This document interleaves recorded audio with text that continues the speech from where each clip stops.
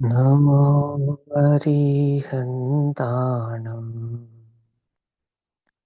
नमो सिद्धाणं नमो आयर्याणं नमो वज्रायाणं नमो लोये सहस्राणम्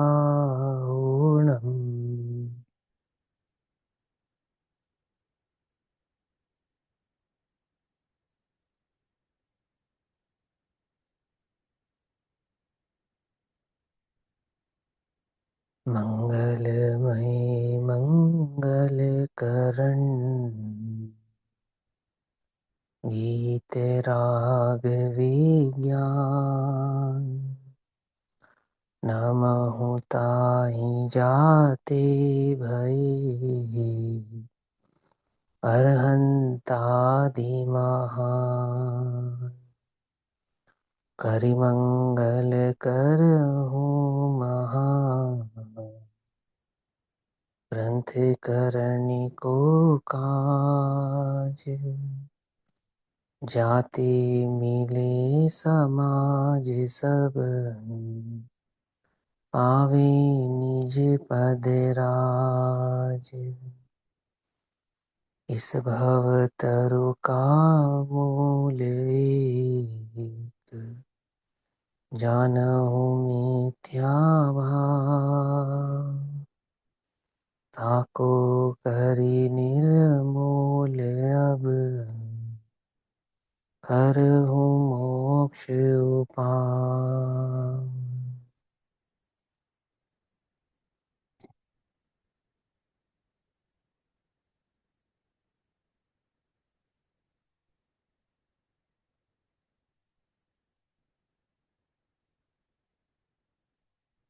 हमारा रात्रिकालीन स्वाध्याय का विषय चल रहा है पूज्य भागवती स्वरूप चंपा बहन श्री के प्रवचनों के आधार से लिए गए प्रवचनांशों पर आधारित बहन श्री के वचनामृत, जिस पर पूज्य गुरुदेव श्री के प्रवचन हुए हैं, उन प्रवचनों के माध्यम से इन वचनामृतों को हम पढ़ रहे हैं। पेज नंबर 111, वचनामृत नंबर 42, पूज्य गुरुदेव श्री का प्रवचन, वचनामृत प्रवचन। वचनामृत पढ़ते हैं। यथार्थ रुचि सहित, अर्थात अपने चैतन्य के कल्याण की जो यथार्थ रुचि है, उस रुचि के साथ।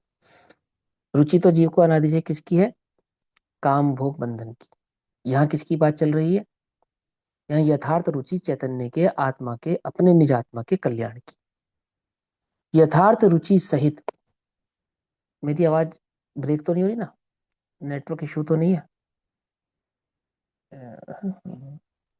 नेटवर्क इशू होना तो नहीं चाहिए।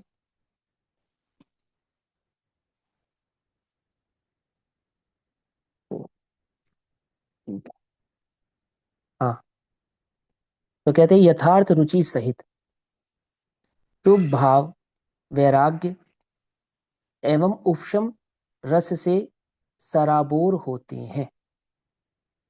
कैसा होता है सच्ची रुचि कैसी होती है? शुभ भाव, वैराग्य एवं उपशम रस से सराबोर होते हैं। क्या अर्थ है इसका? हम्म कुछ समझ में आ रही बात? नहीं समझ में आ रही है? पहले तो ये बताओ, मेरा नेटवर्क सही आ रहा है? आप सबके पास आवाज आ रही है? क्योंकि मुझे आप लोगों की स्क्रीन स्टिल दिखाई दे रही है, मतलब। आ रही है भाई। आवाज तो सही आ हाँ, रही है। Efforts, बस तो ठीक efforts है। to increase the production of crops to meet the growing needs of the increasing population. How can it be achieved? It can be achieved by increasing the yield of नहीं, भैया ये क्या आवाज आ रही है मेरे पास? कोई बात नहीं, वो शालिनी से मिस वो गलती से हो गया होगा, वो कर दिया, म्यूट कर दिया। अच्छा, बोला था कि ठीक कभी है। हाथ। मैंने कहा ये तो कौन सा ट्रांसलेटर लग गया। देखो सुनो। यथार्थ रुचि सहित शुभ भाव, वैराग्य एवं उपशम रस से सराबोर होते हैं, और यथार्थ रुचि बिना वह के वही शुभ भाव रूखे एवं चंचलता युक्त होते हैं। देखो सुनो, एक बहुत सीधी सी बात है। जब कषाय मंद होती है तो मंद कषाय में परिणाम शुभ होते हैं, शुभ भाव होते हैं जीव के। मंद कषाय जीव के परिणाम शुभ भाव होते हैं। और वो शुभ भाव कैसे होते हैं? कि वो जो व्रत तप त्याग उपवास संयम भक्ति पूजा और स्वाध्याय के परिणाम है। ध्यान से समझना। कब? जब कषाय की मंदता है तब। कषाय की तीव्रता है तब की तो यहाँ बात ही नहीं है। पकड़ में ही बात नहीं? पकड़ में? जब कषाय तीव्र है तो वहां तो परिणाम ही भोगों का रहेगा, वहां तो परिणाम ही विषय कषाय का रहेगा, तो वहां की तो बात ही नहीं है। लेकिन जब परिणाम मंद है, कषाय मंद है, ऐसे मंद कषाय जीव को अंतरंग में ये परिणाम है, ये भाव आता है कि मुझे मेरा कल्याण करना है। फिर वो चाहे परलोक के सुख की इच्छा से आवे, इस लोक के भय की अपेक्षा से आवे, अथवा मोक्ष आदि की कल्पना भी करे, स्वरूप को भले प्रकार से ना समझे, लेकिन अंदर में उसको कुछ मुझे धर्म करना है, ऐसा अंतरंग में परिणाम आता है। अब वो जो धर्म करने का परिणाम है वो कैसा है?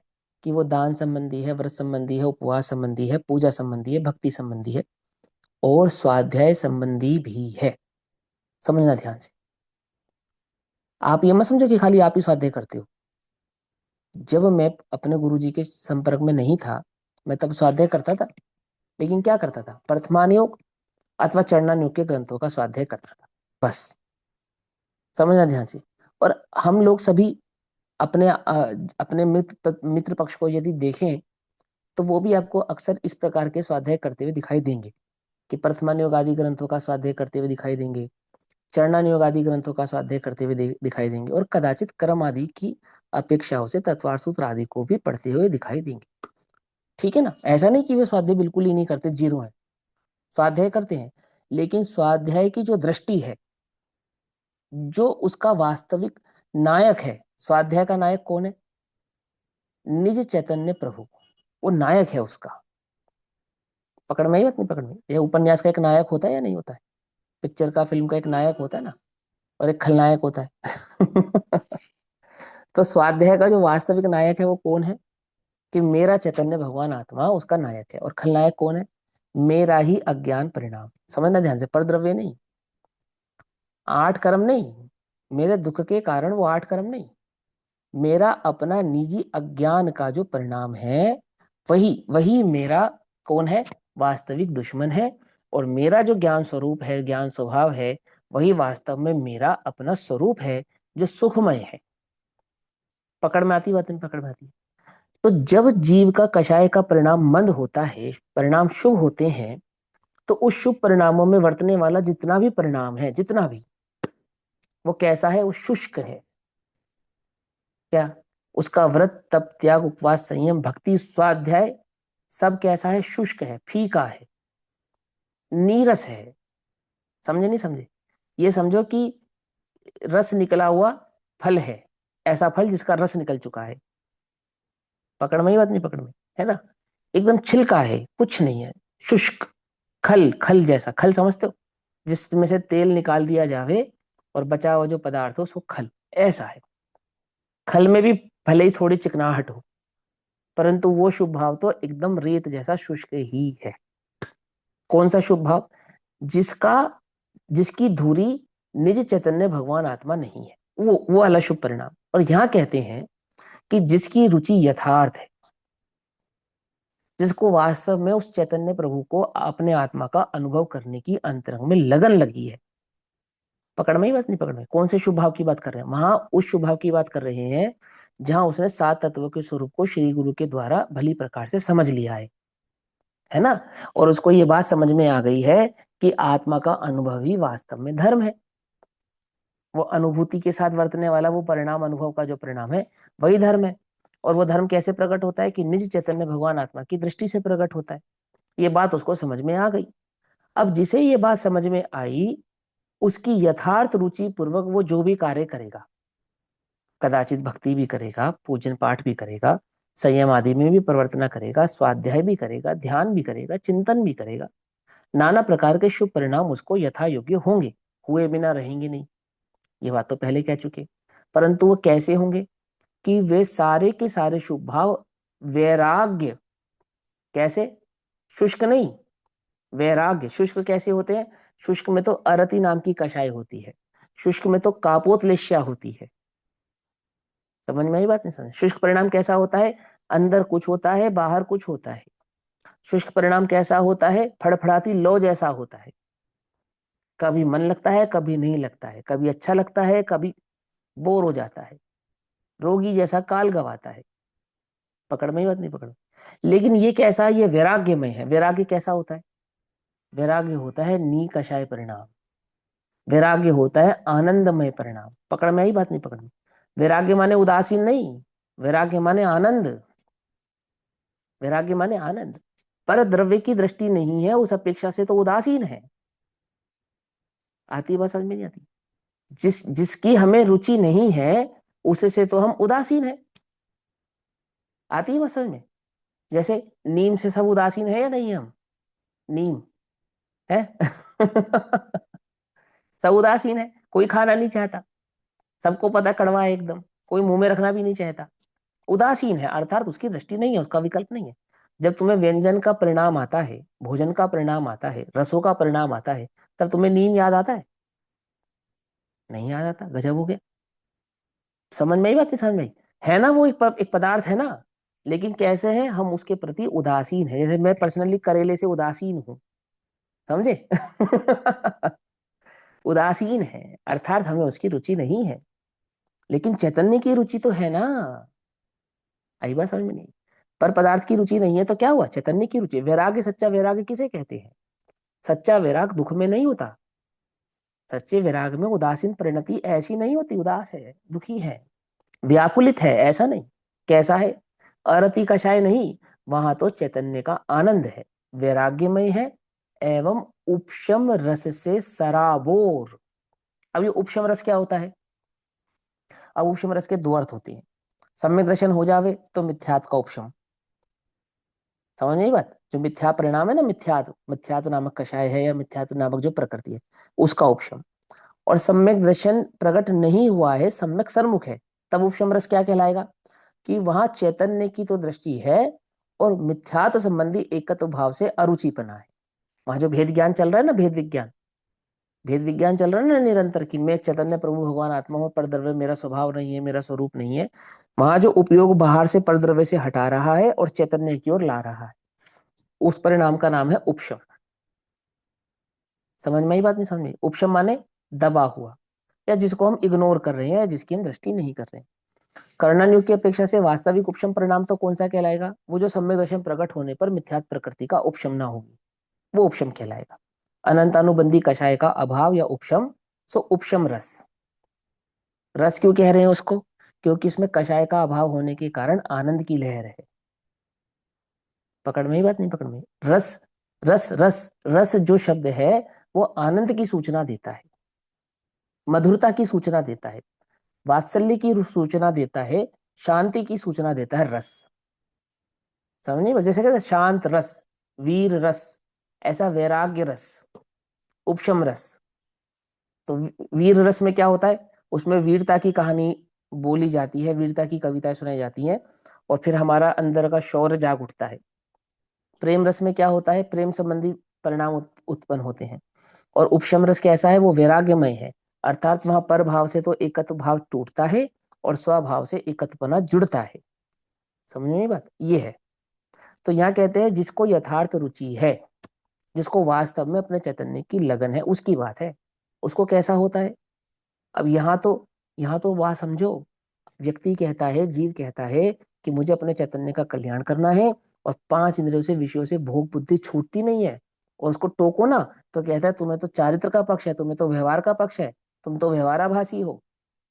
ऐसी बात करता है, करता या नहीं करता? विचार करना। हम उसको कहे चैतन्यता की बात करें और उसको पांच इंद्रिय के विषय छुड़ाने की बात करें, संयम की चर्चा करें, तो क्या कहते हैं? तो व्यवहाराभास है, नकली मुमुक्षु, व्यवहार की चर्चा करता है, व्यवहार से धर्म मानता है। यहाँ कहते हैं जिसको यथार्थ रुचि है। कैसा है? यथार्थ रुचि सहित शुभ भाव है, और वो शुभ भाव भी कैसा है? वैराग्य एवं उपशम रस से सराबोर होता है, अर्थात उसका वैराग्य परिणाम या उसकी शुभ परिणति कैसी नहीं है? शुष्क नहीं है। उसको पेज पलट पलट के कितना समय लगेगा ऐसा नहीं है। पकड़ में ही बात नहीं? पकड़ में? कब समय पूरा होगा इस शुभ परिणाम का ऐसा नहीं है।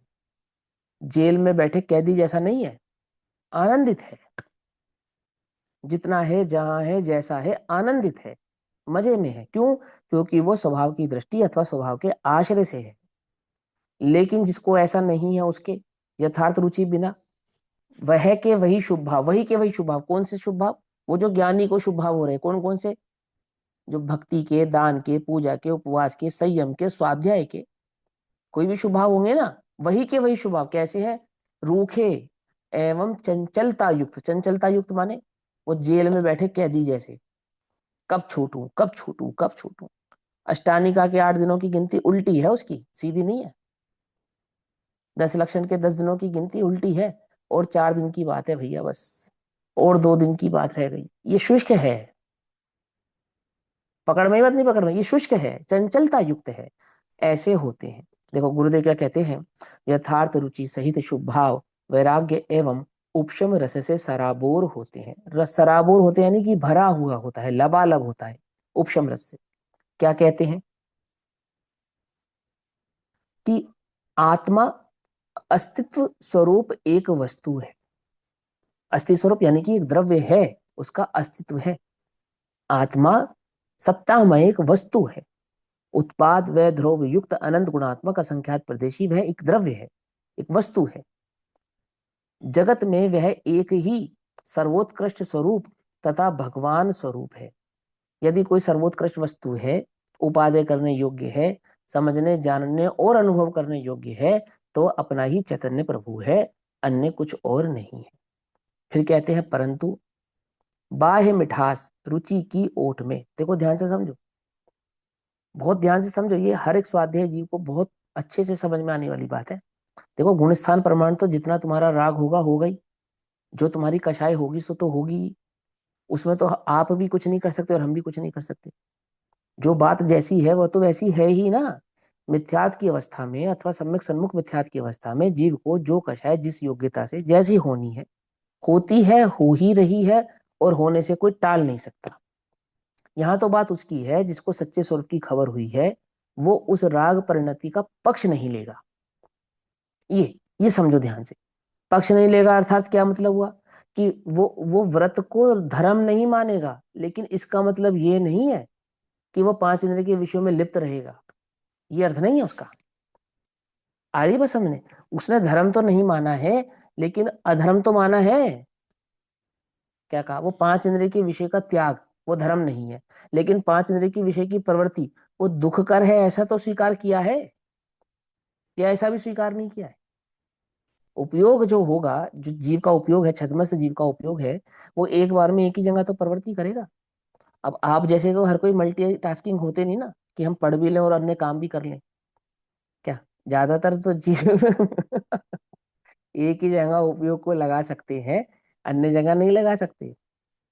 पर कुछ को ऐसा भ्रम है ना, मल्टीटास्किंग है क्या, हम पढ़ भी सकते हैं, हम अन्य कार्य भी कर सकते हैं, हम किताबों पे जल्द भी चढ़ा सकते हैं, कोई होमवर्क भी कर सकते हैं, अमुक कार्य भी कर सकते हैं, और घर के काम करते करते स्वाध्याय भी कर सकते हैं। जब से ये चला है ना ये पूजा ऑनलाइन, तो क्या करते हैं लोग, खाना पकाते रहते हैं किचन में, वो पूजा चलती रहती है। किचन में किचन का काम होता रहता है, और वो पूजा चलती रहती है, और हम पूजा सुनते रहते हैं, और हम संतुष्ट हो जाते हैं, हमने पूजा कर ली, पाठ कर लिया, दर्शन कर लिए, प्रवचन सुन लिया। गाड़ी चलाते चलाते प्रवचन सुन लेते, सुन लेते नहीं सुन लेते, घर के 4 काम निपटाते निपटाते प्रवचन सुन लेते, कपड़ों पे प्रेस करते हुए, तय करते हुए, धोते हुए, जाने 150 प्रकार के काम करते हुए। अब मैं उसका निषेध नहीं कर रहा, इतना किया तो शाबाश। परंतु परंतु परंतु थोड़ा समय ऐसा भी तो होगा जब सारी कषायों के और विषयों के कार्य को छोड़कर, पांचों ही नरे के विषय को छोड़कर, तो एकमात्र स्वाध्याय में अपने उपयोग को लगा। एक समय ऐसा भी तो होगा, कोई समय ऐसा भी तो होगा, एक अंतर मुहूर्त तेरे पास इतना तो होगा ना। कुछ बात समझ में आती नहीं आती? है ना? आइए वो बात समझ में। देखो यहाँ क्या कहते हैं, वही बात समझ रहे हैं यहाँ पे भी। यहाँ कहते हैं कि परंतु बाह्य मिठास रुचि की ओट में है, माने बाहर की जो मिठास है, बाहर की जो रुचि है, बाहर मान ले कहाँ, इंडिया से बाहर, अब्रॉड है। बाहर माने घर से बाहर। अरे बाहर माने 5 इंद्रिय का विषय। ये जो पांच रुचि इंद्रिय ना, से शरीर की रुचि, हाँ, ये देह की रुचि, ये बाहर की रुचि। जितनी देह संबंधी जो रुचि है वो सारी बाह्य रुचि कहलाएगी। ठीक है ना। तो क्या कहते हैं, परंतु बाह्य मिठास रुचि की ओट में, स्त्री पुत्र परिवार के प्रेम की ओट में, हम्म, अपने स्वरूप अपने स्वभाव की यथार्थ रुचि नहीं है। क्या कहा, जिसे परिवार की, स्त्री की, पुत्र की, धन की, इनकी रुचि है, उसे आत्मा की रुचि नहीं है, हो भी नहीं सकती, संभव भी नहीं है। क्यों? क्योंकि ऐसा ही स्वरूप है, रुचि एक की ही होगी, दो की हो सकती नहीं है। श्रद्धा एक की ही होगी, दो की हो सकती नहीं है। आती वह समझ में नहीं आती? हम्म। क्या कहते हैं, परंतु जिस जीव ने, जिस जीव ने, किस जीव ने, किस जीव ने, अरे जिस जीव ने, उस जिसमें मैं हूं या नहीं हूं, ये देखना पड़ेगा। जिस जीव ने क्या किया है, पर से तथा विभाव से रहित ऐसे निज शुद्ध प्रभु की यथार्थ रुचि की है। यथार्थ रुचि की बात है, मीठी मीठी चापलूसी वाली बातों की बात नहीं है। क्या, क्या बढ़िया बढ़िया हम बातें बनाए उसकी बात नहीं है। यथार्थ रुचि है, यथार्थ समझते हैं ना, वास्तविक रुचि है, वास्तविक। एक साथ दो रुचि चले ऐसा नहीं। मैंने शायद आपको कई बार बताया है, एक 25 बोल नाम की किताब है श्वेतांबरों में, श्वेतांबर मत में, तो उसमें तीसरे नंबर का बोले दृष्टि तीन, दृष्टि तीन। तो वो तीन दृष्टियों का स्वरूप समझाते हैं वहां पे, कौन कौन सा, एक सम्यक दृष्टि, एक मिथ्या दृष्टि, एक मिश्र दृष्टि। तो सम्यक दृष्टि, मिथ्या दृष्टि और मिश्र दृष्टि का उन्होंने उसमें उदाहरण लिखा। तो क्या उदाहरण लिखा, तो बोले जैसे देव शास्त्र गुरु की श्रद्धा है सो सम्यक दृष्टि, और जिसे कुदेव कुगुरु कुशास्त्र की श्रद्धा है सो मिथ्या दृष्टि। परंतु जिसे देव शास्त्र गुरु की भी श्रद्धा है और कुगुरु कुशास्त्र की भी श्रद्धा है सो मिश्र दृष्टि। क्या, को समझे या नहीं समझे? और मैं वही थोड़ी कह रहा हूँ, तुम खोल के पढ़ लेना, बहुत फेमस पुस्तक है, तुम खोलना पढ़ना उसको अच्छे से देख लेना, मन अपनी जिज्ञासा शांत करने के लिए पढ़ लेना। परंतु देखो मेरी बात क्या कहना चाहता हूँ, ऐसा स्वरूप नहीं है मेरे भाई वस्तु का, ऐसा स्वरूप नहीं कि बाहर की भी रुचि रहे और आत्मा की भी रुचि रहे, ऐसा नहीं होता है। ऐसा नहीं होता, पर पदार्थ की भी रुचि रहे और चैतन्य की भी रुचि रहे, ऐसा नहीं होता है। तो फिर कैसा होता है कि जिसे चैतन्य की रुचि है उसे वास्तव में बाहर की रुचि नहीं। अब वो बाहर की रुचि नहीं कहने का तात्पर्य देखो, अब जब बाहर की रुचि की बात आई तो गुरुदेव ने बात कहाँ से शुरू करी, व्रत तप त्याग उपवास से नहीं शुरू करी, पहले कहाँ से शुरू करी, स्त्री पुत्र परिवार की, वहां से शुरू करी, करी ना। क्यों, ऐसा क्यों किया, इसके पीछे क्या कारण है, कि पर स्त्री को तो तू पाप रूप मानता है, परंतु स्व स्त्री को मानता है। पर परिग्रह को तो तू पाप रूप मानता है, पर अपने पुत्र आदि को मानता है, अपने परिवार को मानता है, उसमें तो तूने अपनापन किया है। पड़ोसी का परिवार मेरा परिवार नहीं है, ऐसा भेद विज्ञान तो तुझे है। पर मेरा पुत्र भी वास्तव में मेरा नहीं है, अथवा ये शरीर मेरा नहीं है, अथवा जिसे जगत में मेरा हूं मैं कहता हूं, और मेरा कहने पर मुझे अधर्म भाषित नहीं होता है, समझना ध्यान से, अधर्म भाषित नहीं होता है, उसकी रुचि तो है ना, ये उसकी रुचि भी नहीं है। इतना तो करना पड़ेगा ना भैया, व्यवहार में, व्यवहार में, क्यों? अब समझो, देखो गुणस्थान प्रमाण तो जो राग है वो तो हो गई, उसका तो निषेध ही नहीं है, उसका तो हम निषेध कर भी नहीं सकते, कैसे करेंगे, वो तो आगम की बात है। परंतु यहाँ तो बात पक्ष की है, पक्ष की है। आचार्य कुंद कुंद देव ने गाथा में कहा, अष्टपाहुड़ में, शक्य हो तो करो, अशक्य हो तो मत करो, परंतु शक्य की श्रद्धा तो करो। क्या, जो करने योग्य कार्य हैं और आप कर सकते हो तो आपको अवश्य ही करने चाहिए। जो नहीं करने योग्य कार्य हैं और आप शक्य हो तो आपको अवश्य ही नहीं करने चाहिए। परंतु यदि कुछ कार्य ऐसे हैं जो वास्तव में नहीं करने योग्य हैं, परंतु आप कर रहे हैं, उन्हें छोड़ने में अशक्य हैं, तो आपके चित्त में ये श्रद्धांत तो होना ही चाहिए कि यह कार्य करने योग्य नहीं है, यह भाव श्रद्धा करने योग्य नहीं है, यह परिणाम श्रद्धा करने योग्य नहीं। पकड़ में आती बात, नहीं पकड़ में आती? है ना। मैं अक्सर एक बात कहता हूँ, जब हमसे कोई कहता ना भैया इतनी बड़ी बड़ी बातें करते हो, मुनि बनो तो जाने, हम भी चाहते हैं मुनि बनना, चिंता नहीं करो, और हम नहीं बन पा रहे हैं तो ये हमारा अपराध है, ये हमारी कमी है क्या?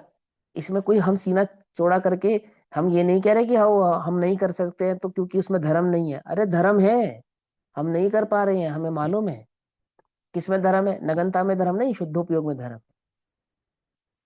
शुद्धोपयोग में धर्म है। हम भी चाहते हैं उस शुद्धोपयोग में स्थिर बने रहना, हम भी चाहते हैं, और हम नहीं बने रहते हैं तो ये हमारी कमी है।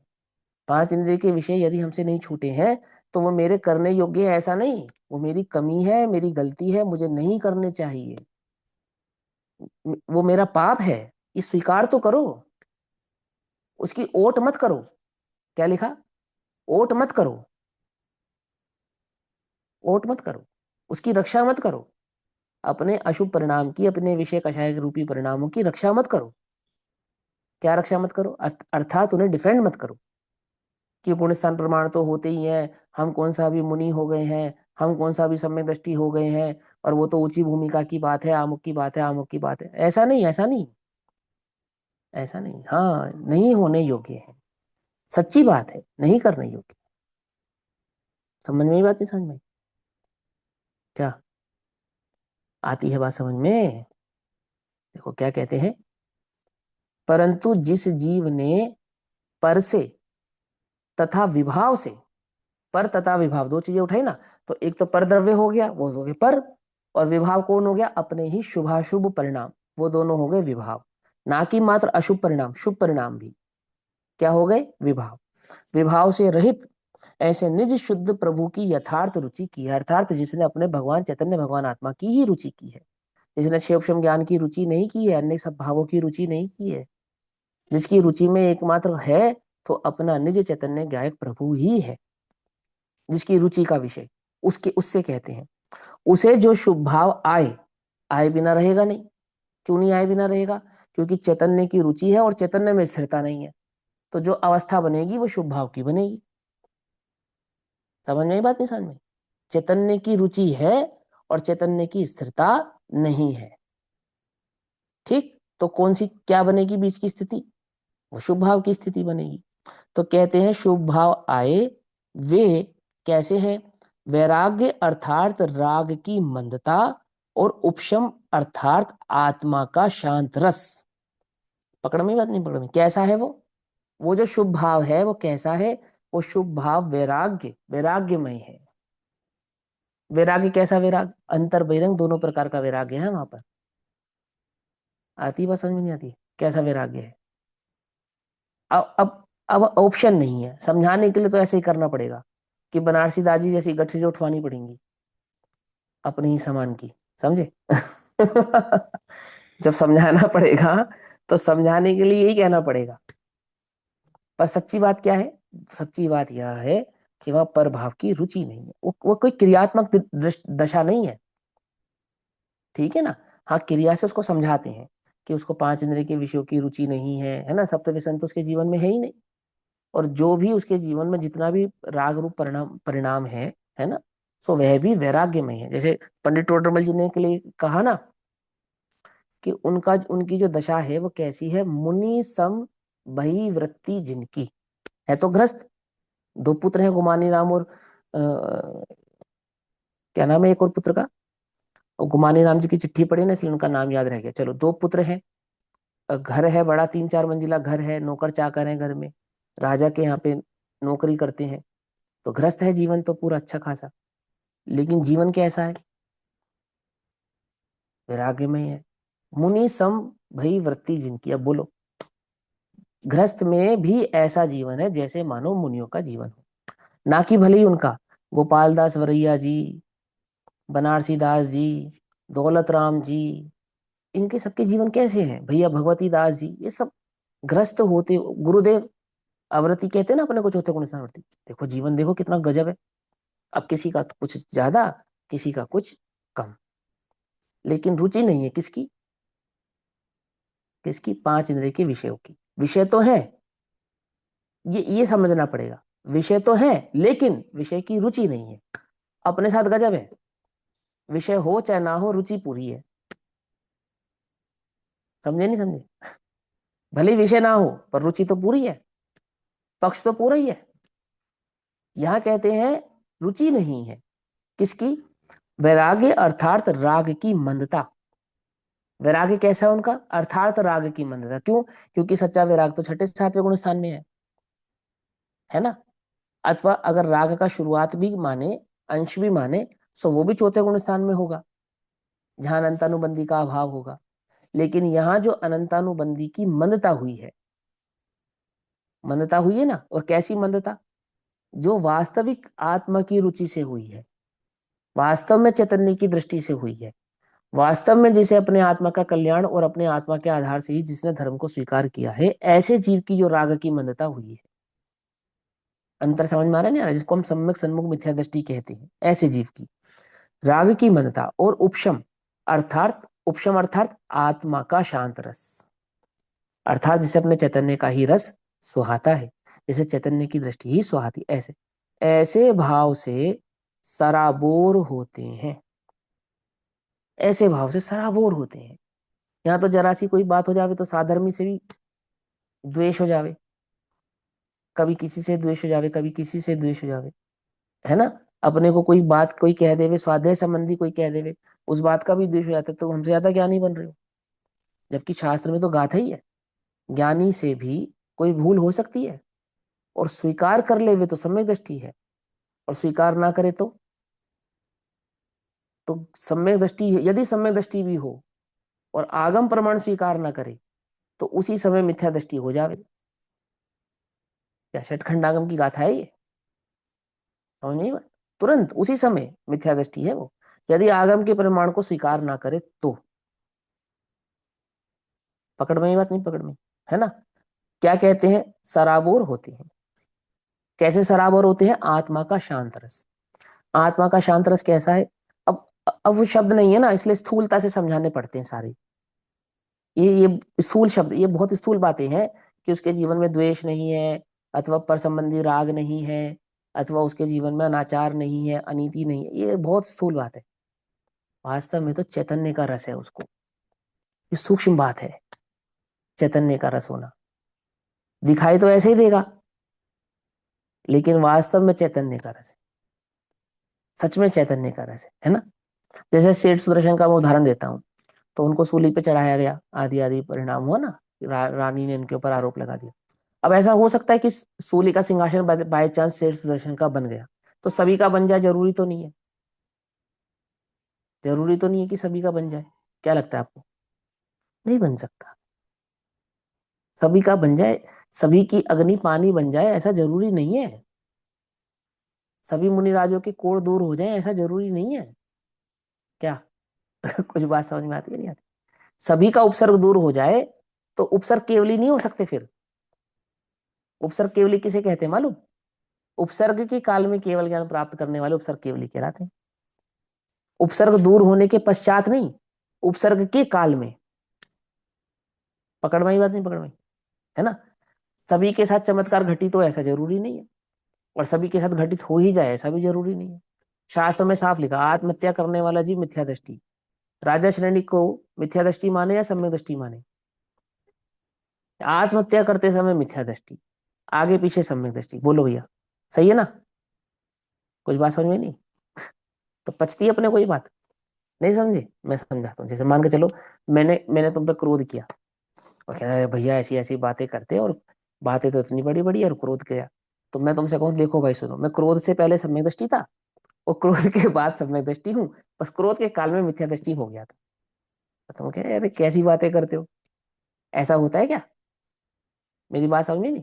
माने ये तो बहुत स्थूल उदाहरण होते हैं कि जब हम तुम्हें बाहर से समझाते हैं। अब वो सेठ सुदर्शन का आत्मरस कैसा है कि वो पंच परमेष्ठी को याद नहीं कर रहे हैं कि भगवान बचा लो। क्या? कुछ बात समझ में? शुद्धोपयोग तो है नहीं। क्यों नहीं है शुद्धोपयोग? क्योंकि शुद्धोपयोग होने के लिए सातवां गुण स्थान चाहिए। गृहस्थ को सातवां गुण स्थान होता नहीं, अधिक से अधिक पांचवा गुण स्थान होता है। और उस पांचवें गुण स्थान में भी यदि शुद्धोपयोग हुआ भी होगा, तो कितने समय के लिए हुआ होगा? हर अंतर मुहूर्त में शुद्धोपयोग हो ऐसा हो नहीं सकता। समझ में बात? और पूरी रात से वो ध्यान में बैठा है, सेठ सुदर्शन, है ना। तो शुद्धोपयोग तो नहीं है, उसको धर्म ध्यान है। तो धर्म ध्यान में क्या चिंतन चलता होगा कि ये पंच परमेष्ठी भगवान बचा लो, कोई चमत्कार कर दो, है कुछ नहीं। दिन रात आत्मा का चिंतन, बस चिंतन, आत्मा का चिंतन। एक द्रव्य दूसरे द्रव्य का ना करता था, ना करता है, ना कभी करता हो सकता है। वो वो पर्याय स्वकाल में खचित होने से जिस पर्याय को जिस समय जैसी होनी है वैसी होती है। आहा, मैं तो एक चैतन्य ज्ञायक हूं, ये देह मैं नहीं हूं, ये उदय मैं नहीं हूं। क्या कहा? मेरे कर्म का उदय है ऐसा नहीं, उल्टा नहीं पकड़ना, देखो ध्यान से समझना। मैं उदय हूं, ये कर्म का उदय मेरा है, या मैं उदय नहीं हूं। तीन में से क्या है ऑप्शन? भेद ज्ञानी का जो ऑप्शन है वो कौन सा है? वो तो यही है ना कि मैं उदय नहीं हूं। ये भेद विज्ञान थोड़ी है कि मैंने कर्म बांधा और वो जो कर्म का उदय है वो मेरा है और मैं कर्म के उदय को भोगता हूं। ये नहीं है। शांत रस का अर्थ समझा रहा हूं। शांत रस का अर्थ क्या होता है? शांत रस का अर्थ होता है एक द्रव्य दूसरे द्रव्य का कर्ता नहीं है। इस बात को श्रद्धा के लेवल पे विकल्प की दृष्टि से भली प्रकार से स्वीकार करे। करता नहीं है जगत में कोई किसी का, करता नहीं है। कर्म के उदय की याद ना आए, क्या अकर्ता स्वभाव ही दृष्टि का विषय बने। अनुभूति होगी या नहीं होगी वो बात की बात है, लेकिन जिसे सच्ची रुचि है, जिसके चित्त में वो शांत रस प्रकट हुआ है, कैसा शांत रस? विकल्पात्मक, अभी निर्विकल्प वाला नहीं। उसकी दृष्टि कैसी नहीं है? कि कर्म के उदय की विचार की दृष्टि उसे नहीं है। कैसी दृष्टि है उसे? कि एक द्रव्य दूसरे द्रव्य का कर्ता नहीं है। एक द्रव्य बीजानो अड़तोज न थी। समझे? ये स्वतंत्रता का सिद्धांत है उसके चित्त में। ये है शांत रस। आ रही बात समझ में? नहीं आ रही? यदि कर्म के उदय को मानेगा तो फिर क्या विचार करेगा? अब अच्छा कर्म करूंगा तो अच्छा बंद होगा, फिर अच्छा उदय आएगा। वर्तमान में बुरा कर्म का उदय क्यों है? क्योंकि मैंने बुरा कर्म किया था। अब ये जो कर्म का उदय बुरा ना हो अच्छा हो, उसके लिए क्या करूं? तो अच्छा कर्म मानना पड़ेगा ना। शुभ कर्म कमाऊं सुख होगा, ये माना था या नहीं माना था? बोलो। फिर क्या करना था सुखी होने के लिए? कि सारे अशुभ का त्याग किया था और शुभ को ग्रहण किया था। यहाँ कर रहे हैं शांत रस की बात, यहाँ कर रहे हैं भेद विज्ञान की बात, यहाँ कर रहे हैं आत्मा की रुचि की बात। आ रही बात समझ में? समझो ध्यान से। काला झंडा दिखाने वाला गुरुदेव के लिए गुरुदेव का कर्म का उदय नहीं है। क्या कहते हैं गुरुदेव? भूलेला भगवान है। उसे पता ही नहीं है एक द्रव्य दूसरे द्रव्य का करता नहीं है। आह, ये विचार कर कर देखो आप। वो भूलेला भगवान कब बनेगा? उपसर्ग करता भूलेला भगवान कब बनेगा? तेरे जो द्वेष का पात्र है वो वास्तव में भूलेला भगवान है। वो कब बनेगा भूलेला भगवान?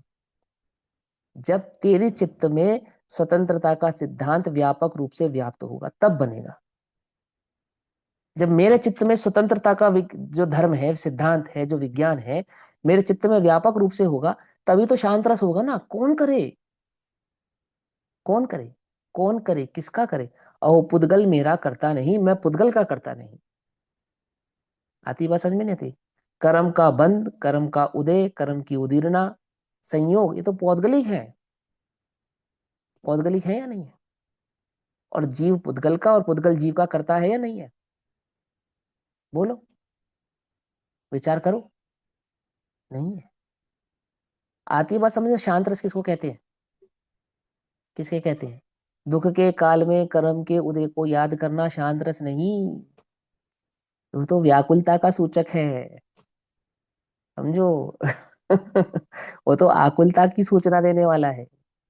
शांत रस तो जहां कोई किसी का कर्ता धर्ता नहीं है, अणु अणु स्वयं में लीन है, कर्ता न धरता कोई है, अणु अणु स्वयं में लीन है। वो स्वतंत्रता। हूँ स्वतंत्र निश्चल निष्काम, ज्ञाता दृष्टा आत्म राम, वो है शांत रस। आती बात समझ में? नहीं समझ में आती है? क्या शांति का उपाय? क्या मैंने किया था इसलिए मैं भोग रहा हूं, यह है शांति का उपाय। न था, न है, न होगा। ये शांति का उपाय नहीं है। हाँ, तीव्र कषाय को मंद करने का उपाय हो सकता है, पर कितना मंद? कुछ मंद। आती है बात समझ में? नहीं समझ में आती है? शांत नहीं। शांत होने के लिए तो स्वतंत्रता स्वीकार करनी पड़ेगी। अरे पकड़ में आती बात, नहीं पकड़ में आती है?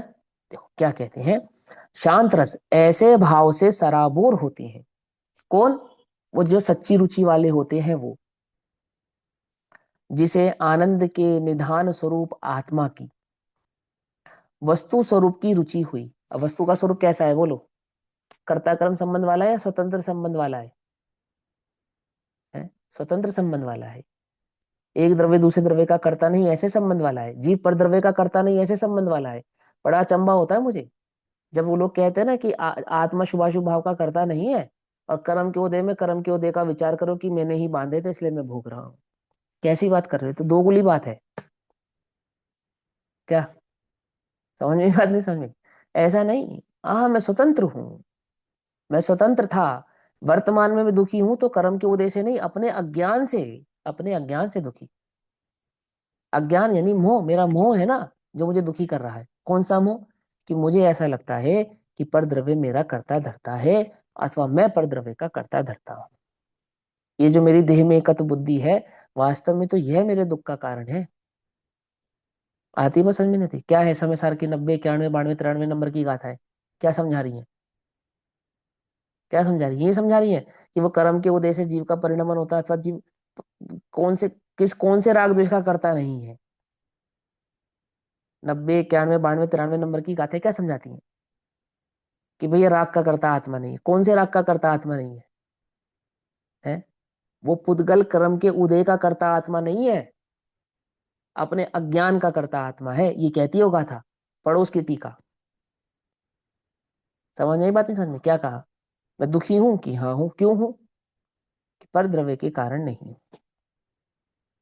अपने द्वारा बांधे गए कर्म के कारण तो हूं ना? कि नहीं, अपने द्वारा बांधे गए कर्म के उदय के कारण भी नहीं हूं। तो फिर किसके कारण हूं? अपने अज्ञान के कारण हूं, अपने अस्थिर परिणाम के कारण। आती है बात समझ में? नहीं समझ में आती है? और सुखी होने का उपाय क्या है? अज्ञान ना करूं, स्वतंत्र वस्तु को स्वतंत्र देखूं, बस हो गया सुखी। सुखी होने के लिए क्या करना है? दो द्रव्यों को भिन्न करना है या दो द्रव्यों को भिन्न जानना है? क्या करना है? दो द्रव्यों को भिन्न करना है या दो द्रव्यों को भिन्न जानना है? भिन्न जानना जानना है। है। हुए हवाएं है जानना ना वो तो, भिन्न ही है। आत्मा राग से भिन्न ही है, करना नहीं है। मैं भिन्न नहीं जानता हूं, यह राग है, और मैं भिन्न जानू, ये आनंद है। समझे नहीं समझे? सेठ जी फैक्ट्री में आग लग गई, सेठ जी दुखी हो गए। पर सेठ जी आपकी फैक्ट्री में नहीं लगी, आपसे 4 फैक्ट्री दूर लगी है। सेठ जी सुखी हो गए, बस। एकत्व किस में था? भाई जिससे एकत्व था उसमें आग नहीं लगी ना। समझे बात नहीं समझ में आई? चैतन्य में एकत्व है और चैतन्य को ऊपर द्रव्य छूता नहीं, आ गया ना आनंद, स्वतंत्रता का आनंद। आग की फैक्ट्री से स्वतंत्रता जानते ही, आग लगी तो है पर मेरी फैक्ट्री में नहीं लगी। क्या? परिणमन हुआ तो है, परंतु कहा नहीं हुआ? आहा, इस चैतन्य प्रभु में परिणमन हुआ नहीं है। ऐसा पकड़ में ही बात नहीं? पकड़ में? क्या कहा? यहाँ परिणमन होता नहीं है। ऐसे स्वतंत्रता को जानते ही जीव आनंदित होता है। उस आनंद का नाम है रुचि, उस आनंद का नाम है आनंद। तो जिसे आनंद के निधान स्वरूप, अर्थात जो आनंद का निधान है, आनंद का पिंड है, ऐसे आत्मा की अर्थात वस्तु स्वरूप की रुचि हुई, उसे शुभ राग आता है। कौन सा शुभ राग आता है? कौन सा शुभ राग आता है उसे? अरे जल्दी से बताओ फटाफट, कौन सा शुभ राग आता है? भक्ति का, भगवान की अरे भक्ति ट्राई का। तो करो। हाँ भगवान की। वैराग्य आता है, उसको राग क्यों आएगा? हाँ देखो, उसे शुभ राग आता है, अर्थात आत्म संबंधी गुण भेद का विचार आता है। समझे? समझना ध्यान से। क्या कहते सुनो, अपने आनंद के निधान स्वरूप आत्मा की वस्तु स्वरूप की जिसे रुचि हुई है, उसे आत्म संबंधी जो विकल्प आता है ना, उसका नाम शुभ राग है। अर्थात मैं ज्ञान आनंद स्वभावी हूँ, ज्ञान दर्शन सुख वीर्य मेरा स्वभाव है, एक द्रव्य दूसरे द्रव्य का करता नहीं है, मैं अनंत गुणों की खान हूँ। ऐसा ऐसा जो उसको चिंतन चलता है, और उसको बतलाने वाले देवशास्त्र गुरु की भक्ति भी होती है। ऐसे अपने स्वतंत्र स्वरूप को, स्वभाव को बतलाने वाले कौन है? वो देव शास्त्र गुरु हैं, तो उनका स्वरूप का भी चिंतन होता है। अनंत के स्वरूप का चिंतन होता है तो आत्मा के लिए होता है, गुरु के स्वरूप का चिंतन होता है तो आत्मा के लिए होता है। और जिन वचनों का चिंतन, आत्मा का चिंतन ही जिन वचनों का चिंतन है। क्या जिनेन्द्र भगवान के वचन और आत्मा का चिंतन ये दो अलग अलग हैं क्या? बोलो भैया, शास्त्र का चिंतन कैसे करोगे? द्वादशांग मई माड़ी को ही जिनवाणी कहते हैं।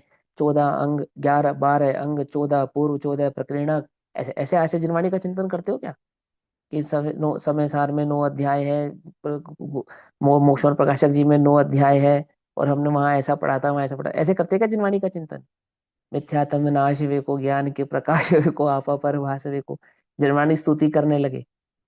अरे जो आत्म संबंधी विकल्प हैं, जो आत्म संबंधी गुण भेदों का चिंतन है, जो निज चैतन्य भगवान आत्मा का चिंतन है, अर्थात पर से, पर द्रव्य से भिन्न एकत्व विभक्त चैतन्य ज्ञायक भाव की जो दृष्टि, उसका जो चिंतन है, वो जिन वचन का ही तो चिंतन है। क्या समझे? मैं आत्मा हूं, ये मैंने कहां से जाना? जिन वचनों से जाना। ये शुद्ध बुद्ध निरंजन ज्ञायक मेरा स्वरूप, मेरा स्वभाव है, ये मुझे कहां से ज्ञात हुआ? ये जिन वचनों से ही तो ज्ञात हुआ। एक द्रव्य दूसरे द्रव्य का कर्ता नहीं है, अर्थात पर द्रव्य से भिन्न मैं चैतन्य भगवान आत्मा हूं, ये मुझे कहां से ज्ञात हुआ? ये जिन वचन से ही तो ज्ञात हुआ। ये है जिन वचनों का चिंतन करना, जिनेन्द्र की आज्ञा का चिंतन करना, ये ऐसा बस। कदाचित उसमें लोक आदि के स्वरूप का भी चिंतन होता है, कदाचित उसमें पर द्रव्य के स्वरूप का भी चिंतन होता है, कदाचित होता है। द्रव्य गुण पर्याय के गुण भेदों का जो चिंतन है, उसका नाम वास्तव में शुभ राग है। आ रही है समझ में? वो सच्ची भक्ति है। समझे? हे भगवान, अब आप मेरी बात सुनो। सबसे पुरानी भक्ति इतिहास की, समय तो हो गया, मैं बतला देता हूँ। सबसे पुरानी भक्ति इतिहास की कौन सी है? आत्ममीमांसा, देवागम स्तोत्र। सबसे पहली और सबसे पुरानी जो जिनेन्द्र भक्ति जिनागम में पाई जाती है, जैन दर्शन में पाई जाती है, वो देवागम स्तोत्र है। जितनी भी भक्तियां लिखी गई, इवन भक्तामर स्तोत्र, कल्याण मंदी स्तोत्र, और जितने भी स्तोत्र लिखे गए, वो सब बाद में लिखे गए। सबसे पहला और सबसे प्राचीन कौन सा? देवागम स्तोत्र। अब उसमें भगवान की भक्ति करते आचार्य अलंकदेव। तो कैसे करते हैं? तो ऐसे नहीं करे, ये भगवान आपके जो 3 छत्र हैं, आप 4 अंगुल आकाश में विराजमान है ना? लाखों, इतने हजार नगाड़ों की धुंध भी आपकी बजती है, 100 इंद्र आपके चरणों में झुकते हैं, और आपकी देह रुधिर रहित है, इसलिए मैं आपको नमस्कार नहीं करता हूं। ऐसे भक्ति कर रहे हैं वो। कैसे करी उन्होंने भक्ति?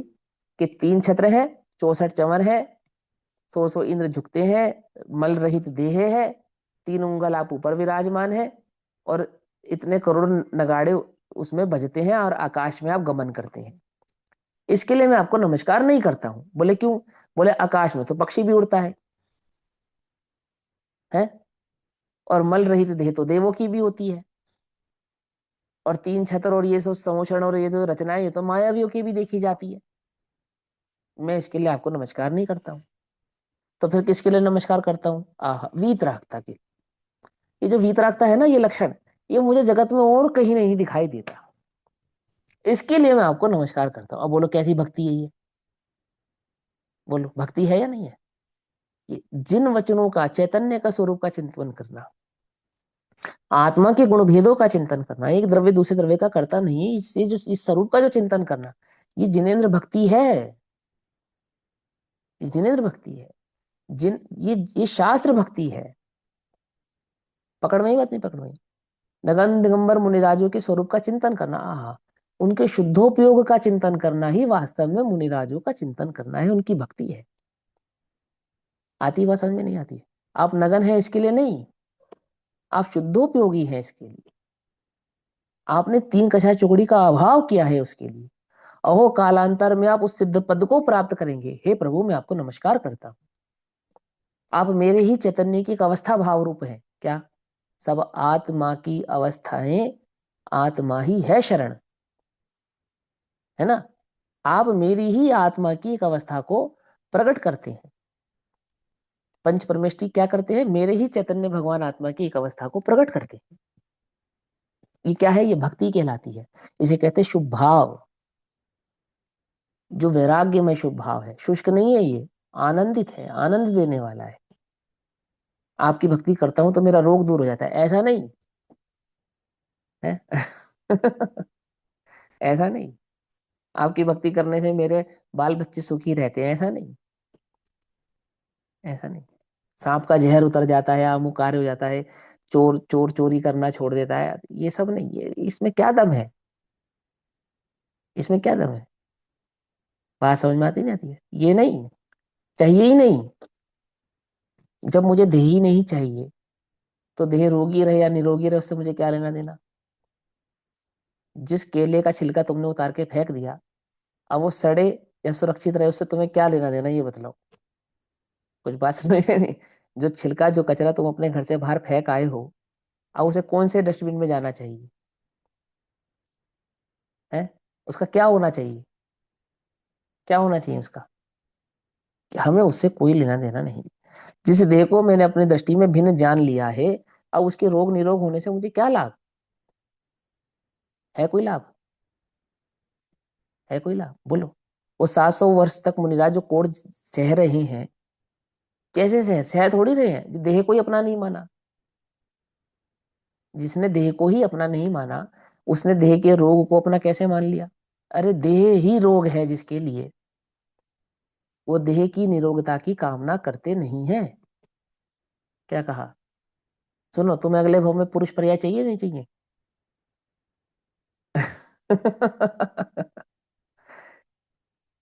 कैसे समझाए तुम्हें? अब बात ऐसी लगी कि अटपटी। जिन्हें चाहिए है उन्हें पुरुष पर्याय तो मिल जाएगा, आत्मा नहीं मिलेगा। और जिन्हें आत्मा चाहिए उन्हें उन्हें पुरुष पर्याय मिले बिना रहती नहीं। उन्हें वज्र ऋषभ नाराज सहनन शरीर मिले बिना रहता नहीं। क्या समझे? पकड़ में ही बात। अरहंत अवस्था प्राप्त हुए बिना रहती नहीं आमू कामू, होता ही नहीं। पर चाहिए, चाहिए कुछ नहीं। बिन मांगे मोती मिले, मांगे मिले ना भीख, वो स्थिति है। समझ नहीं बात? तो वस्तु स्वरूप की रुचि हुई उसे शुभ राग आता है। अब जिसे वस्तु स्वरूप की रुचि हुई उसे शुभ राग कैसा आता है?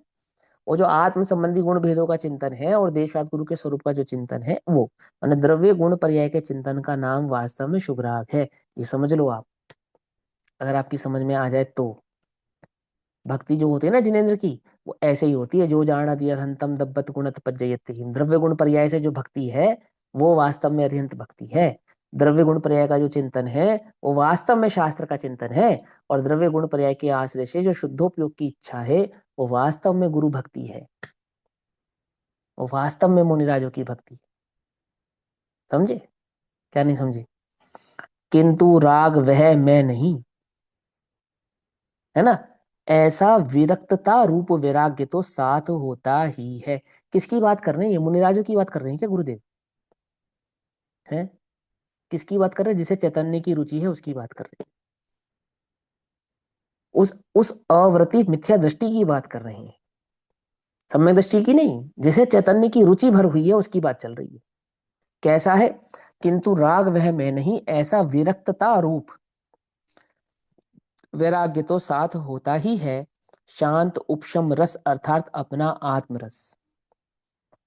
अंतर में जो अविकारी प्रभु है उसकी रुचि और उसका अकषाय वेदन। अकषाय वेदन, निकषाय वेदन, आनंद वेदन, वैराग्यमय वेदन, ये एकार्थवाची है। ठीक, क्या कहते हैं? उसकी रुचि, अविकारी प्रभु है ना अपना अंतरंग में अपना चैतन्य भगवान आत्मा, उसकी रुचि और उसका अकषाय वेदन, वह शांत रस अर्थात आत्म रस है। आत्मा का अनुभव, आत्मा का रस, आत्मा का वेदन ही वास्तव में शांत रस है। अकषाय उपशम रस साथ है, इसलिए ज्ञानी के मंद कषाय रूप शुभ भाव को वैराग्य से तथा उपशम रस से सारोबार सारोबार कहा है। राग वह तो राग ही है, उतनी अशांति है, परंतु उस मंद राग के साथ वैराग्य और आत्मा के अस्तित्व रूप उपशम रस का वेदन भी है। शुभ भाव वैराग्य और उपशम रस से सारोबार है, तथापि उस शुभ राग की दशा के समय ज्ञानी उससे भिन्न है अर्थात वह उससे अपने को भिन्न ही जानता है। ऐसी यहाँ बात समझ में आनी चाहिए। अभी समय हुआ, बाकी चर्चा कल करेंगे। ओम नमः भैया सिद्धेभ्यः। भैया जो हाँ, आपने इसमें समझाया था जिसे आनंद के निधान स्वरूप, तो इसमें निधान का क्या मतलब है? पिंड पिंड पिंड, आत्मा आनंद का पिंड है। अच्छा, हाँ, ठीक है। निधान स्वरूप माने वो आनंद का जिसमें विस्तार हो, जिसमें आनंद व्याप्ता हो, जो आनंद का पिंड हो। जैसे लोह पिंड लोहे से व्याप्तता है, शक्कर पिंड मिठास से व्याप्तता है, ऐसे आत्मा पिंड कैसा है? वह आत्मा एक द्रव्य आनंद का निधान है, अर्थात जिसके आश्रय से आनंद प्रकट होगा, जो आनंद से ही बना है, जो भंडार। आनंद से भरपूर है, भंडार है, आनंदमय है, ऐसा आनंद का निधान है। ठीक, चलो, ओम नमः सिद्धेभ्यः।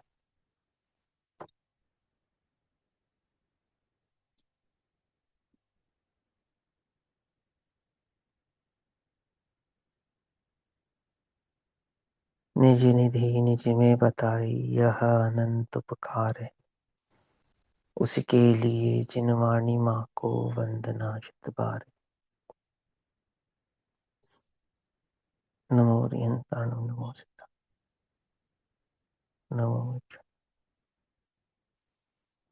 नमो रियंताणु नमो